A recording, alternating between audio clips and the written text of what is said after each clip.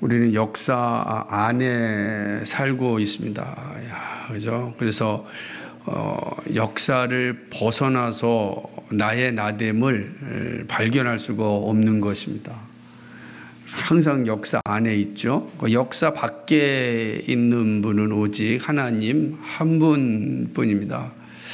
그래서 하나님은 역사를 주관하신다 이렇게 표현할 때는 역사 밖에서 역사를 보시기 때문입니다. 그러나 우리는 역사 안에 살기 때문에 역사를 주관할 수 있는 능력은 없고, 우리가 이 역사 속에서 역사를 바르게 분별하는 그러한 능력만 우리에게 있습니다.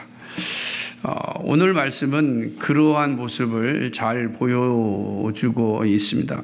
다니엘이 드디어 이제 하나님으로부터 느부갓네살 왕이 꾸었던 꿈의 내용을 알게 됩니다. 이 알게 된 내용을 가지고 이제 느부갓네살 왕의 시위 대장인 아리옥이라고 하는 사람에게 찾아가서 내가 이 해석을 알게 되었으니 왕에게 나를 데려가 달라 이렇게 이야기합니다. 그러자 아리옥이 다니엘의 이야기를 듣고 왕에게 들어가서 이야기를 합니다. 왕이여, 내가 유다 사람 가운데 한 사람을 찾았는데 그가 왕이 꾼 꿈을 알았다 해석해 준다고 말합니다. 그러자 이 왕이 이제 바벨론 이름으로는 벨드사살이죠. 이게 다니엘을 부릅니다. 네가 정말 내가 꾼 꿈에 대해서 알 수 있느냐? 라고 묻습니다. 다니엘은 이 질문에 대하여 아주 자연스럽게 대답을 합니다. 왕이여, 이 꿈은 지혜자나 술객이나 박수나 이런 사람들이 알 수 있는 게 아닙니다. 왜냐하면 이 꿈은 아주 은밀한 것이기 때문에 그렇습니다. 그리고 이 은밀한 것을 알 수 있는 것은 은밀한 것을 주시는 분만이 그 뜻을 알 수 있습니다. 근데 그 은밀한 것을 하나님이 주셨습니다. 하나님께서 왕에게 장래의 일을 알려주시려고 하나님께서 이 은밀한 것을 알려주셨습니다. 이렇게 이야기를 하는 것입니다. 느부갓네살 왕이 알아야 할 그 은밀한 것은 놀랍게도 앞으로 펼쳐질 역사 이야기입니다. 느부갓네살부터 시작되어서 앞으로 펼쳐질 이 제국의 역사가 바로 느부갓네살 꿨던 꿈의 내용이었습니다. 하나님은 그 역사를 느부갓네살에게 알려주었습니다. 느부갓네살 입장에서는 대단한 내용이죠. 왜냐하면 자신의 역사를 알아가는 거잖아요. 자신의 역사가 어떻게 진행될 것인지를 이제 보게 되었으니 이게 얼마나 대단한 일이겠습니까? 그러고 난 뒤에 이제 다니엘이 왕의 꾼 꿈을 이제 알려줍니다. 왕의 꾼 꿈은 큰 신상입니다. 큰 우상입니다. 라고 이제 큰 우상을 왕이 이제 꾸었습니다. 근데 그 우상이 어떤 우상이었는지를 이제 이야기하는데, 그 머리는 순금으로 되어져 있습니다.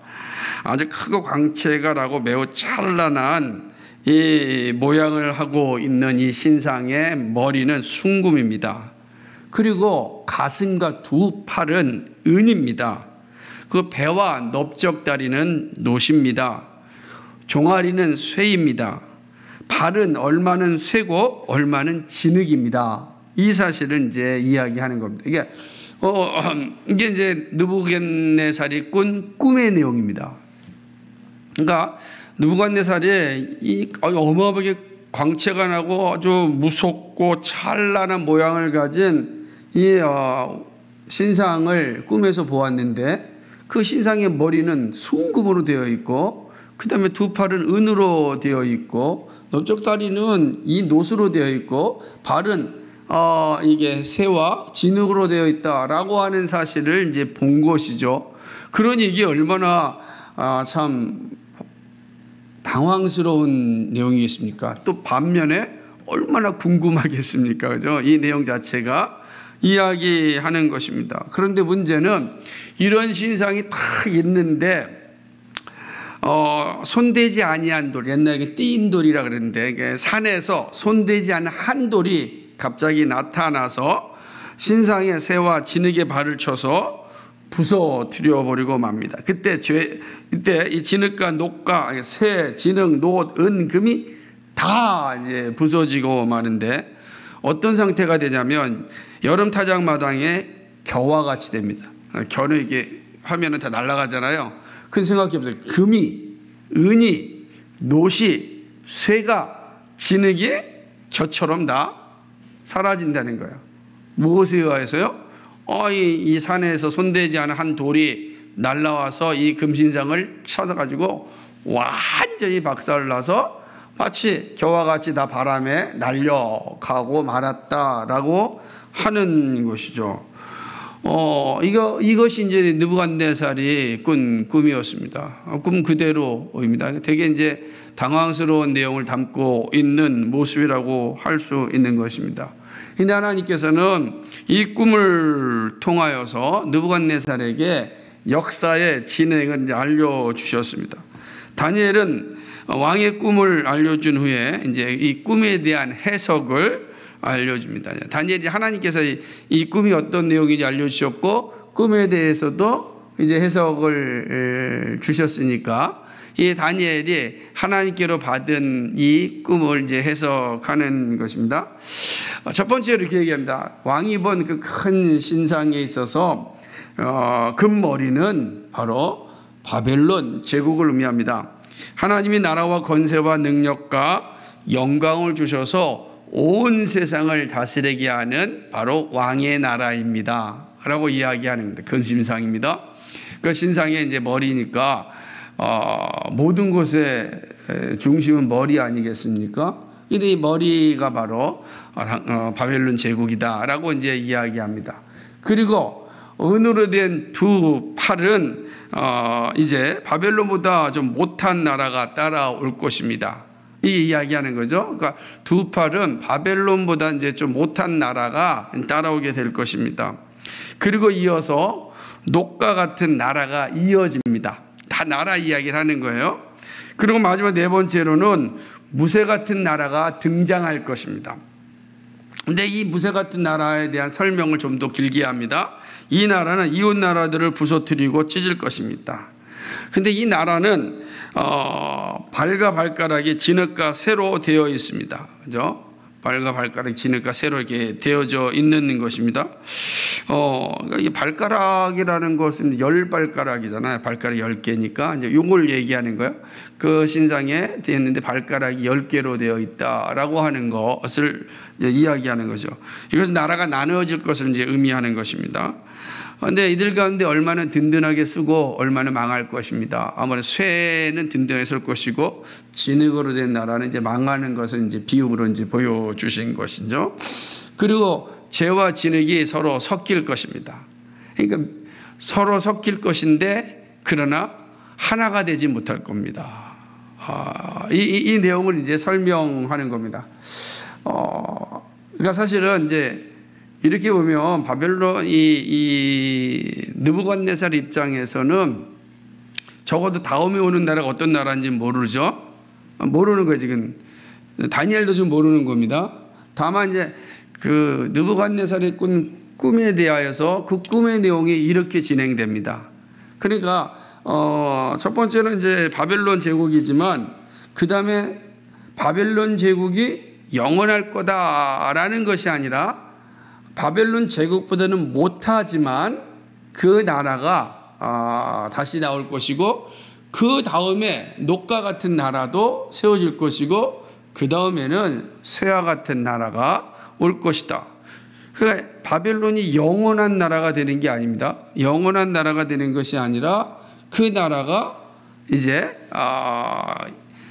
어느 한계가 있는 거죠. 유한한 기간을 가지고 존재하다가 사라질 것임을 이제 보여주고 있는 것입니다. 근데 이 사실을 오늘 이제 다니엘이 이야기하고 있는 것입니다.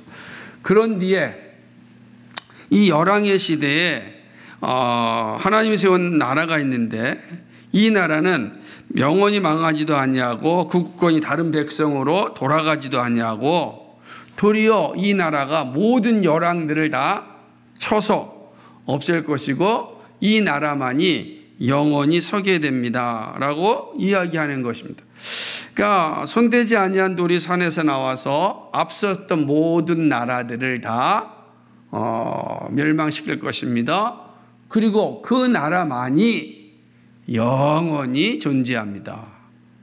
자, 영원히 존재하는 나라가 하나가 있는데 바벨론도 아니고 그 다음에 바벨론도 못한 나라도 아니고 그 다음에 녹과 같은 나라도 아니고 아주 무쇠와 같은 엄청난 나라가 또 하나 나타나고 아주 이웃 나라를 향하여서 정말로 잔인한 그런 행위를 하는 그런 정복 전쟁을 일삼는 나라가 오겠지만 영원하지 않을 거다.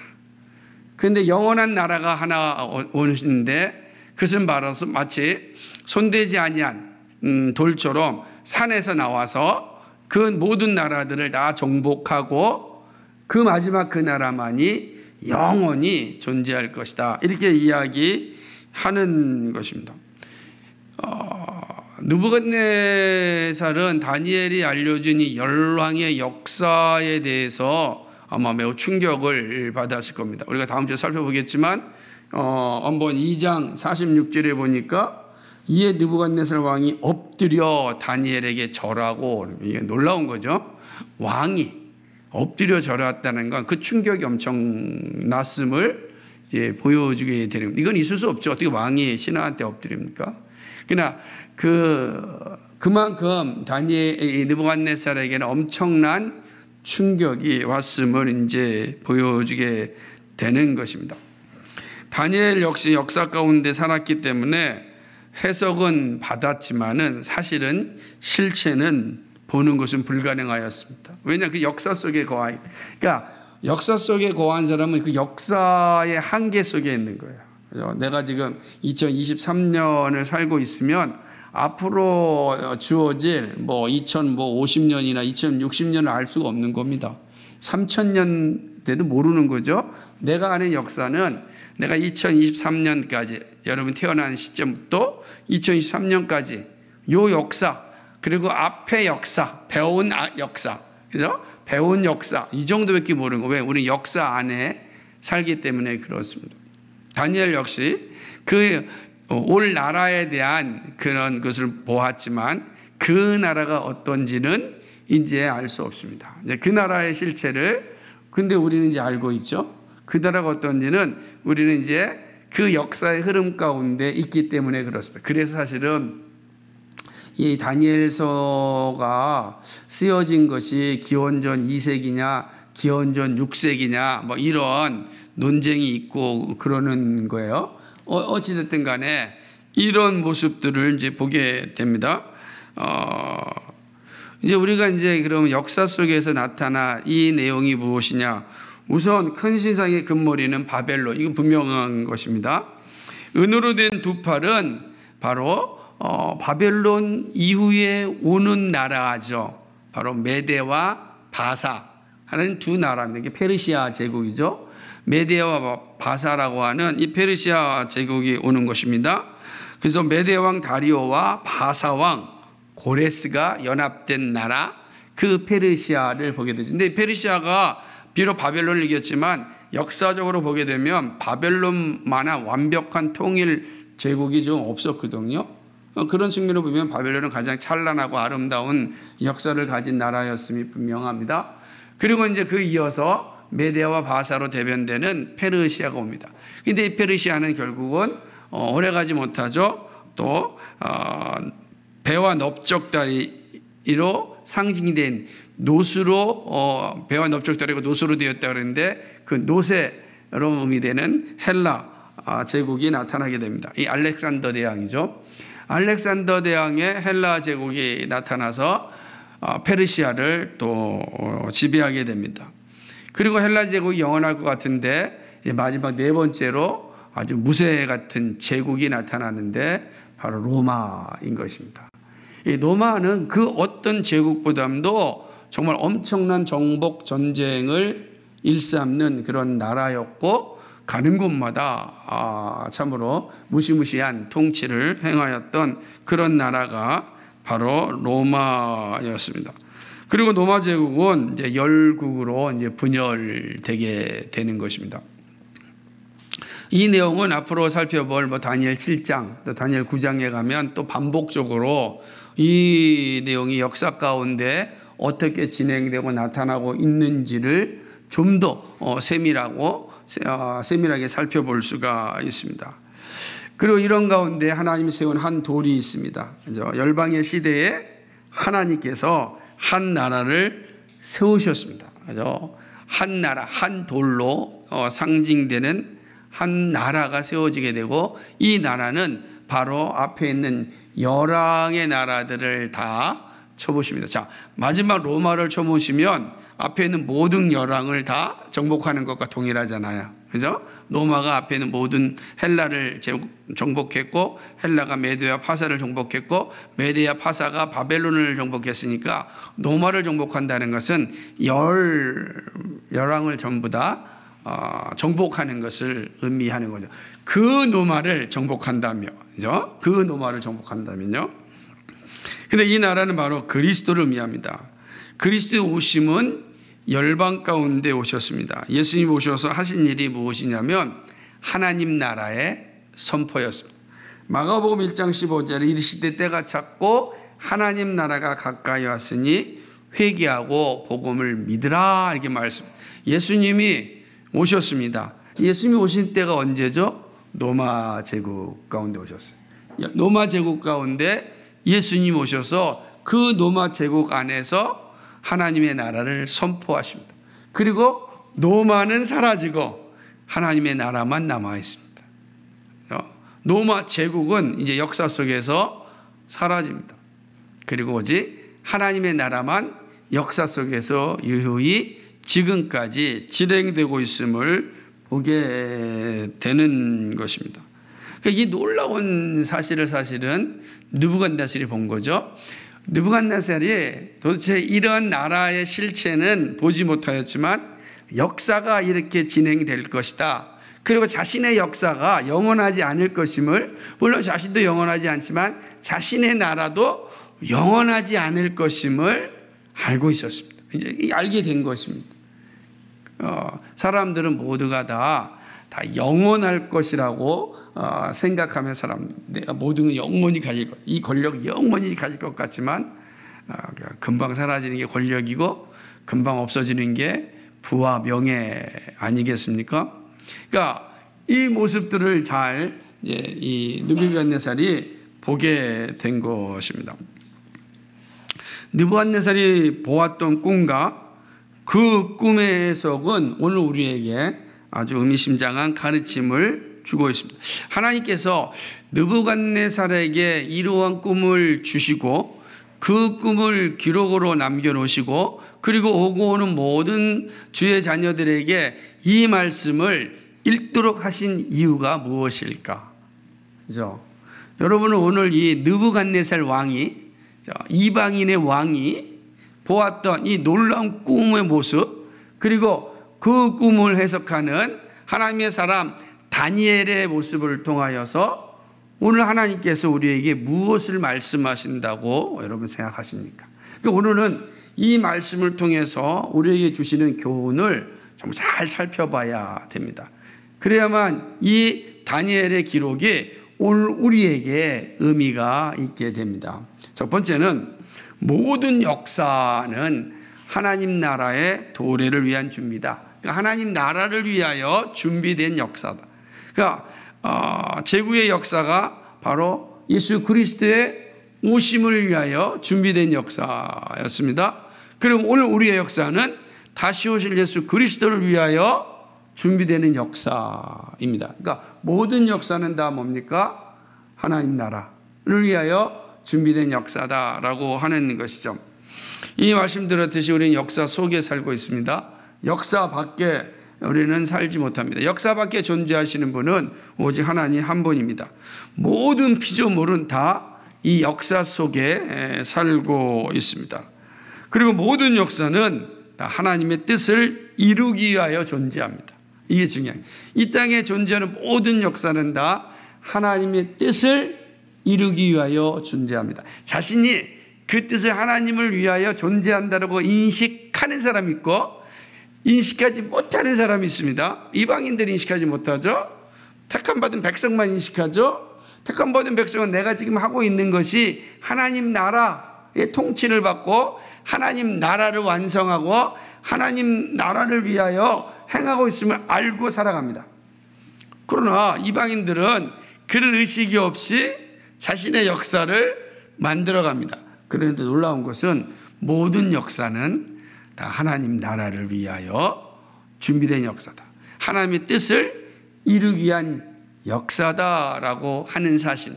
이 사실을 지금 이방인인 느부갓네살을 통하여서 올 하나님의 나라를 보여준 겁니다. 이방인인 느부갓네살의 꿈속에서 도래할 하나님의 나라를 보여주셨습니다. 그러는 모든 역사가 다 하나님의 나라를 위하여 준비된 것이고 제국의 역사가 바로 하나님의 나라 예수 그리스도의 오심을 준비하는 역사다라는 사실을 보여주고 있습니다. 바벨론, 페르시아, 헬라, 로마가 세상을 지배함으로 세상이 소통하게 되었습니다. 여러분, 이 제국이요, 우리가 볼 때는 끔찍한 그 권력입니다. 제국이라는 건 인권도 없는 것이고, 제국은 말 그대로 잔인한 권력만이 이제 난무하는 곳이 제국 아니겠습니까?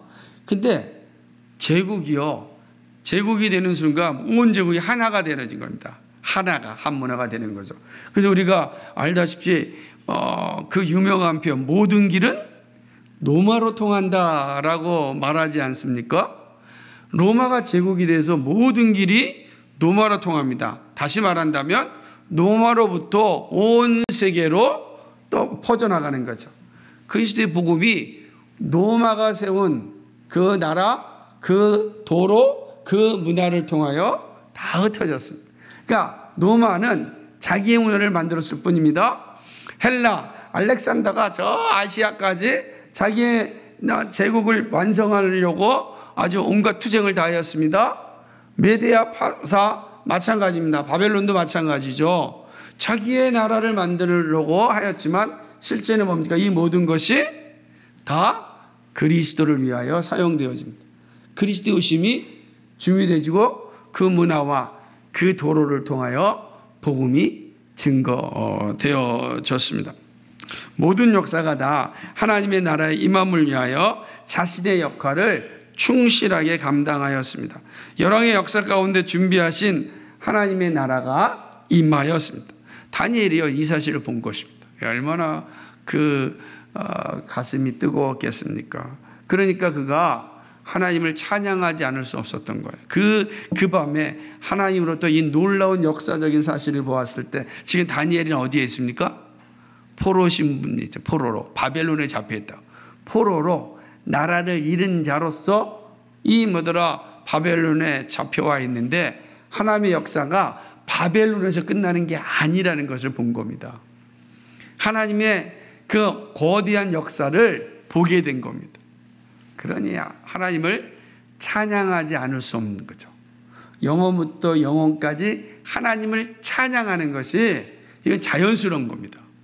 그 놀라운 역사를 알고 어떻게 침묵할 수 있겠습니까?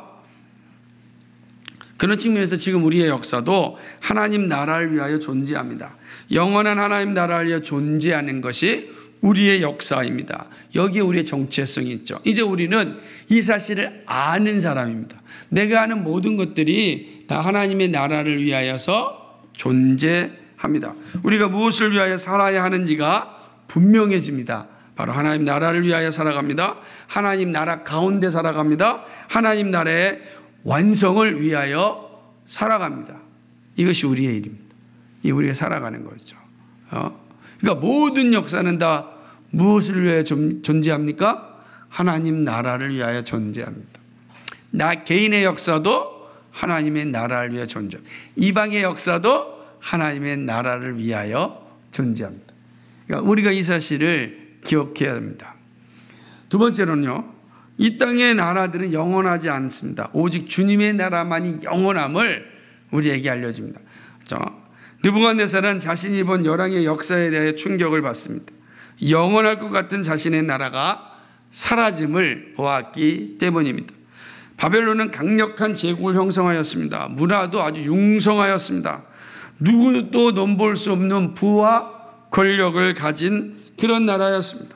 그런데 그런 나라가 사라집니다. 그런 나라가 사라진다고요? 그거를 느부갓네살이 사실은 원하겠습니까? 재밌지 않습니까? 조선의 역사가 500년이잖아요. 그죠? 고려의 역사 500년, 신라 역사 1000년. 그러면 신라 역사 중에 한 500년 정도 신라에 살던 사람들은 500년을 살아왔잖아요. 앞으로 500년을 살 수 있다고 확신하지 않겠어요? 그죠? 900년을 살아온 사람들. 내가 900년을 살아왔는데 앞으로 900년을 더 역사 속에 살 수 있다고 생각하지 않겠어요? 1000년이 되는. 신라가 망하기 직전에 살았던 사람들의 입장을 한번 생각해 보세요. 1000년 동안 신라가 나라를 제국했다고. 나라가 망한다는 걸 상상이나 하겠습니까? 상상할 수 없습니다. 그죠? 근데 지금 느부갓네살이 자신의 나라가 망하는 걸 보았습니다. 이 충격이죠. 이 땅의 모든 나라는요, 영원하지 않습니다. 다 사라진다. 이 사실을 우리에게 보여주고 있습니다. 다니엘은 2장 21절에서 왕들을 폐하시고 왕들을 세우시는 하나님을 찬양하였습니다. 이 놀라운 사실을 보았기 때문입니다. 왕을 세우시는 것도 하나님이시요, 왕을 폐하시는 것도 하나님이시구나. 그 왕이 하나님이 아니라 그 왕을 세우시는 거, 그 왕을 폐하시는 그분이 하나님이시다. 얼마나 위대한 일. 이 사실을 다니엘은 그 밤에 이 꿈을 통하여서 알게 되었습니다. 왜냐하면 다니엘도 아직 어리잖아요. 이 어린 다니엘이 이 놀라운 사실을 알게 되었을 때 얼마나 흥분되겠습니까? 사도 바울은 우리에게 이렇게 이야기합니다. 보이는 것은 잠깐이요, 보이지 않는 것이 영원하다 그랬습니다. 여러분, 영원한 것을 보는 사람과 유한한 걸 보는 사람과의 삶의 태도가 달라집니다. 내일 내 삶이 끝난다 생각하면은, 망한다 생각하면 오늘 얼마나 내가 이게 힘들고 비참하겠습니까? 그렇게 되는 거예요. 근데 우리의 삶이 영원한데 그 영원한 삶 속에 하나님이 함께 하신다. 영원히 나와 함께 하신 하나님. 하나님의 나라는 영원하다 그랬거든요. 그 영원한 하나님의 나라 속에 살아간다면 얼마나 자부심이 크고 담대함을 가지고 살아갈 수 있겠습니까? 모든 것은 다 잠시지만 오직 하나님의 나라만이 영원합니다. 바벨론의 존재 이유가 하나님의 나라를 위해서를 보았습니다. 모든 나라가 다 하나님의 나라를 위하여 잠시 존재할 뿐입니다. 그러니까 이렇게 생각한다면 보이는 것으로 자랑하는 자들처럼 허망한 것이 없는 거죠. 사라질 것, 잠시 있을 건데 마치 그것이 영원한 것인 양 자만하고 교만하고 자랑하고 그것에 기대어 살아가는 사람만큼 허망한 게 어디겠습니까? 우리는 어떤 사람들이냐? 그리스도인들은 보이는 것을, 잠시 보이는 것을 위해 살아가는 사람이 아니라 영원한 나라를 위하여 살아갑니다. 내가 가지고 있는 재능과 내가 가지고 있는 건강과 내가 가지고 있는 부와 내가 가지고 있는 모든 것들이 영원한 하나님의 나라를 위하여 존재합니다. 그것을 위하여 살아가야 합니다. 이게 정말로 영원한 하나님의 나라에 대한 확신을 가진 자들의 모습입니다. 주님의 나라만이 영원합니다. 그리고 우리는 주님의 나라의 백성이 되었습니다. 그러면 우리는 영원한 하나님의 자녀가 되는 거죠. 영원한 것을 소유하며 살아가는 자, 그것이 바로 그리스도이다. 오늘 이 사실을 다니엘은 느부갓네살의 꾼 꿈을 통하여 확신하였습니다. 그리고 오늘 이 사실을 우리에게 알려주므로 우리에게 분명히 알려주고 있습니다. 우리는 영원한 것을 위하여 살아가는 존재다. 그게 그리스도인이다 라는 사실입니다. 그런 보이는 것으로 인하여 우리 너무 슬퍼하지 마십시오. 절망하지도 마십시오. 보이는 것이 그거로 인하여 자랑하지도 마시고 교만하지도 마십시오. 그렇죠? 우리는 보이는 것으로 교만하거나 절망하거나 할 이유가 없습니다. 우리에게는 보이지 않지만 영원한 것이 주어졌기 때문입니다. 그 영원한 것을 가지고 살아가는 복 있는 하나님의 사람들 되기 바랍니다. 마지막 세 번째는 역사는 하나님의 섭리 가운데 존재합니다. 은밀한 것은 하나님이 알려주셔야 알 수 있습니다. 우리가 할 일은 하나님이 알려주신 것을 아는 일입니다. 모든 역사가 하나님의 섭리 가운데 있습니다. 이것은 하나님의 계시 안에 존재한다는 의미입니다. 모든 역사에는 우연이 없습니다. 모든 것이 다 하나님의 필연 가운데 존재합니다. 이것이 하나님의 섭리입니다. 우리의 지성으로는 다 이해할 수 없습니다. 그러나 무한하시고 영원하시고 전지전능하신 하나님에게는 문제가 되지 않습니다. 우리에게는 문제가 되죠. 우리는요, 무한하지 않기 때문입니다. 영원하지 않기 때문입니다. 전지전능하지 않기 때문입니다. 그러나 하나님은 무한하시고 영원하시고 전지전능하십니다. 그래서 역사 가운데 일어나는 모든 거 다 아십니다. 역사 가운데 일어나는 모든 것을 하나님께서 다 운영하십니다. 그래서 하루가 천년 같고 천년이 하루 같다 말씀하십니다. 천년이 하루 같습니다. 그 역사를 하나님 다 아시죠. 지금 인류 역사, 지금 우리가 2023년이니까 그러면 적어도 AD로 얘기하면 이틀 조금 지난 거예요. 생각해 보십시오. 우리의 삶 속에서 어제 그제 기억 못하신 분 없잖아요. 이틀 전 일 다 기억하잖아요. 그죠? 그러니까 하나님의 섭리 가운데 모든 역사는 다 필연적으로 하나님의 뜻 안에서 이루어지고 있다라는 사실입니다. 이스라엘의 역사만이 아닙니다. 모든 역사입니다. 모든 역사가 다 하나님의 섭리 속에 있습니다. 그것은 모든 역사가 하나님 나라의 역사이기 때문입니다. 하나님을 아는 이들에게는 특별 은총으로 나타나지만 이방인에게는 일반 은총으로 나타납니다. 느부갓네살을 통하여 보여준 역사의 가르침은 이런 의미를 담고 있습니다. 모든 역사는 하나님의 필연적 섭리 가운데 있습니다. 우리가 겪고 있는 이 역사도 하나님의 필연적 섭리 가운데 있음을 기억해야 합니다.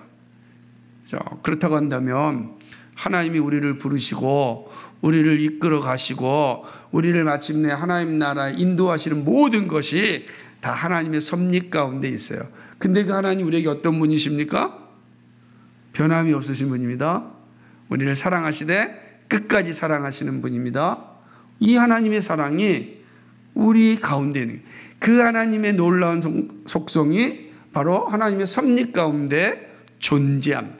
얼마나 놀라운 일입니까? 그러니까 모든 역사가 다 우연히 존재하는 것이 아니고 하나님의 역사 가운데 이루어지고 있음을 인식하는 거, 오늘 우리가 이 땅을 살아가는 그런 원동력이 되는 것입니다. 그 나의 나된 하나님의 은혜라고 고백할 수 있는 것은 모든 역사가 다 하나님의 섭리 속에서 이루어지기 때문에 그렇습니다. 사랑하는 여러분, 느부갓네살의 꿈은 단지 이방인 한 왕에게 충격을 주기 위하여 주신 것이 아닙니다. 하나님께서는 그 이방인 느부갓네살 왕이 꾼 꿈을 하나님의 사람 다니엘을 통하여 우리에게 알려주심으로 하나님의 뜻이 우리에게 오게 되었습니다. 그리고 그 말씀을 성경으로 기록하여 오고 오는 모든 하나님의 자녀들에게 이 말씀을 읽도록 하였습니다. 모든 역사는 하나님 나라를 위해서 존재한다. 이 땅에 보이는 모든 것들은 다 사라진다 하는 것입니다. 여러분, 하나님의 나라를 제외하고는 모든 것이 다 유한합니다. 왜요?